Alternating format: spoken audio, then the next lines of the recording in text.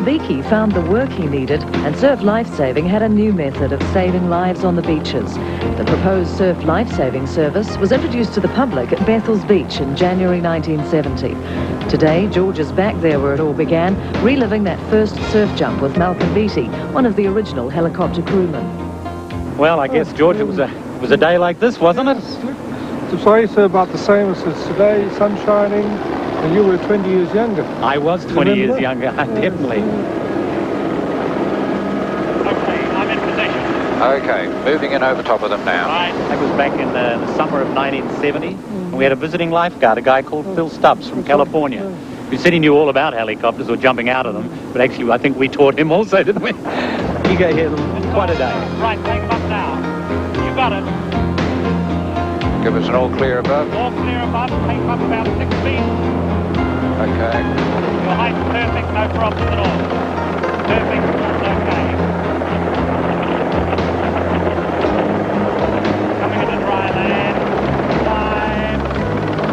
5, 4. Today, surf rescue operations are a routine exercise, but 20 years ago it was a different story. It was quite frightening because we were entering into an area that really we didn't know much about.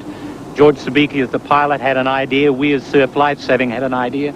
We wanted to put the two together, but we were pioneers, and with pioneers things are a little different, particularly using high-tech gear. And helicopters at that particular time were still pretty high-tech gear, even though it was a small helicopter. So we were nervous. There were a lot of people here, the media was out, everybody was watching us to say, could we do this or not? It was a nervous time. When the helicopter reaches the drowning man, these crews jump 30 feet into the sea with rescue tubes. The Rothmans helicopter was a Hiller 12E. It was powered by a single-engine piston motor that caused it to rattle and vibrate. And it flew with the doors off all the time, so it was cold and noisy. But at the time, it was probably the best available in New Zealand and the world for its size.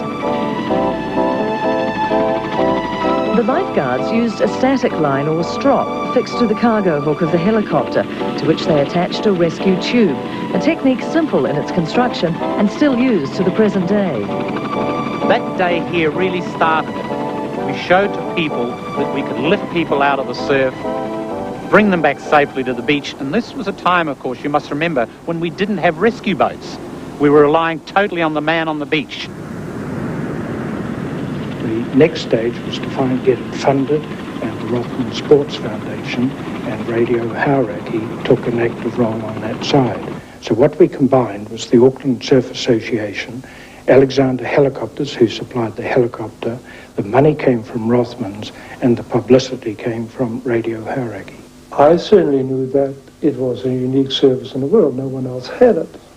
That it was funded in this way, that it was organized in this way.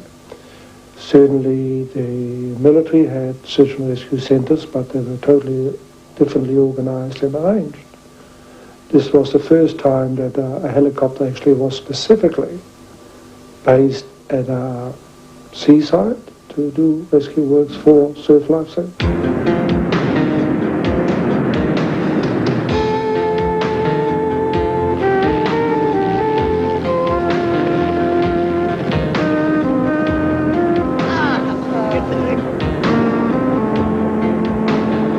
Personnel changed, but the service continued to flourish. Training systems were invented and put into practice. And as the budgets and helicopters improved, the service began to diversify into all aspects of search and rescue.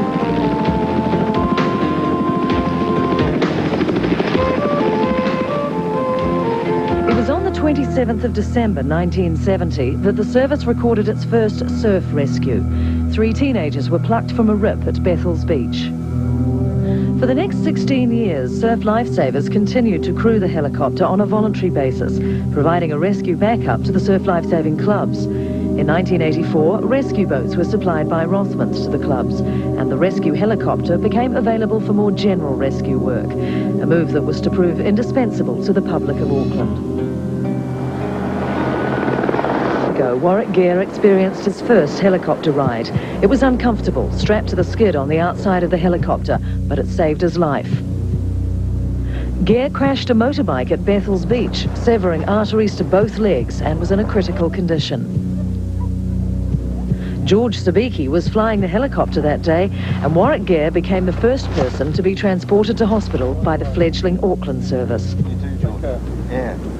I was following another group of guys over the sand dunes, and a chap had fallen off ahead of me, and I went to swerve in the air to miss him. And of course, when the bike landed halfway down the dune, it came to a halt. I went forward and the bike landed on top of me. We were flying just over Bessel's Beach here when we got the call that they had an injured person at Bessel's Beach. So we just turned right, landed beside the clubhouse, and there was Warwick. I couldn't move anywhere, and there was a hell of a lot of blood on the ground. Warwick at that particular stage was lying on a stretcher with his feet elevated and his head sloping down, and he was in a bad way. The surf lifeguards came along, and they used a bunch of towels to try and prevent the bleeding. But they called an ambulance, and as it took such a long time, being a Sunday, I got airborne again to look for the ambulance on the Waitaki Ranges. And I eventually found it, and I stopped it by landing the helicopter on the road, and I asked the driver to leave his ambulance behind, take his medical kit and come with me, because I felt we didn't have very much time left. I was in the stretcher, and they just tied the stretcher to the pontoon, just strapped it on. And I was flying from the left-hand side, so I could always see him. And as we were flying towards the main, I was flying fast as I could go, and watching him, and he had his eyes open. On the trip over the top of the Waitaks, a bee hit me on the head, felt like a brick. So it was cold. I could touch him on the chest, but that's as far as I could go. So I knew that he was still with us. But that's the extent I could do anything. I just knew that he was still alive. I think from the time of the accident to the time that I was actually in hospital was about an hour.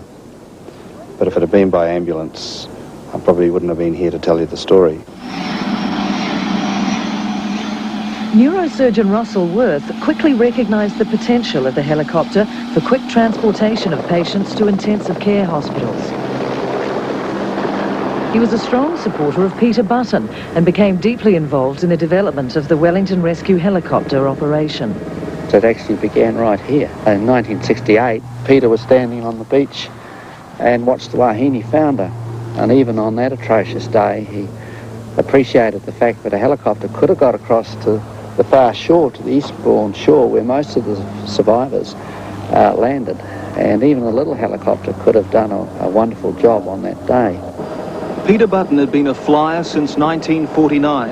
In the skies over Wellington, he was a legend. His chopper, a regular sight. Gaining his helicopter licence in 1975, Peter Button set up Capital Helicopters.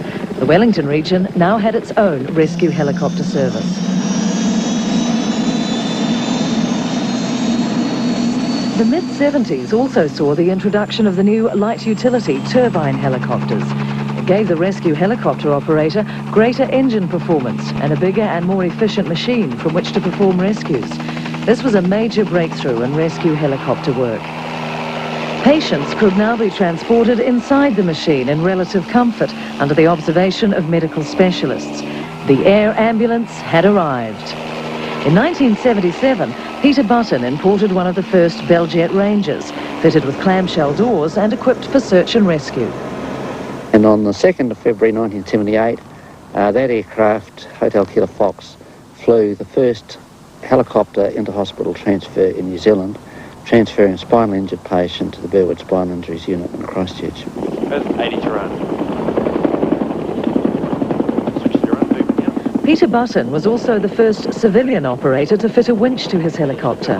Prior to this, the military were the only rescue service that had aircraft fitted with winches for search and rescue.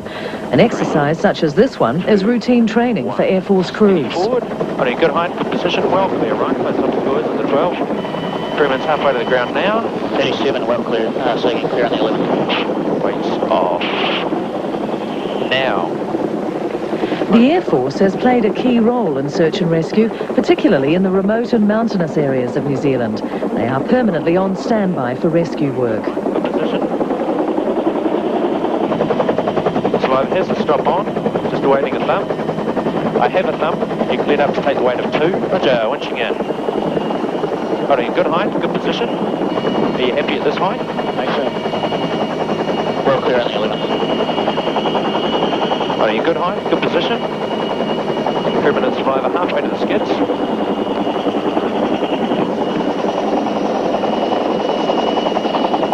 Feet from the skids now. Good height, good position. Crewman's got his feet on the skids. Hooks approaching the top. Based only in Auckland and Christchurch, with the primary role of defence, the military are not always able to respond immediately to rescue calls. The rescue helicopter service's investment in winches was to prove its worth many times over. On a day too foul for ferry sailings, the Lady Elizabeth overturned around midday. 11:45 a.m. Wednesday, the 2nd of July, 1986. The Lady Elizabeth was on a training exercise and foundered in Mount